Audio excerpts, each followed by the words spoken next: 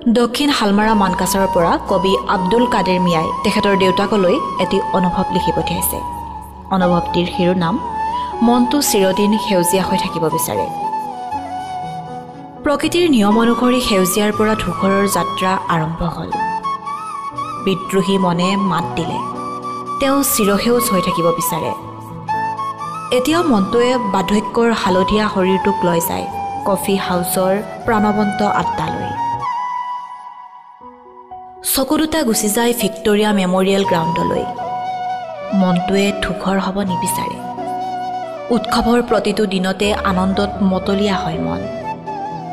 ম্লান হৈ যোৱা হালধীয়া শৰীৰ দূৰত ৰাখি মনটো এতিয়াও নদীৰ পাৰৰ চৰাইজাক দেখি তাৰ পিছে পিছে দৌৰি থাকে। অচিনাকি আনন্দ উপভোগ কৰিবলৈ মনে এতিয়াও কহুৱা বননিৰ সিপাৰে কলা ধোঁৱা উলিওৱা ৰেল গাড়ীখন চাব বিচাৰে।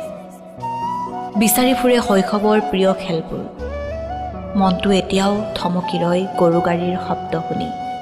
পুৱা আবেলি ডিব্ৰুগড়ৰ পৰা সম্প্ৰচাৰ হোৱা ৰেডিঅ'ৰ বাতৰিয়ে মনত পেলাই দিয়ে বহু কথা। বিচাৰি ফুৰে সেই অতীতৰ পদচিহ্ন যিবোৰ আৰু কেতিয়াও উভতি নাহে।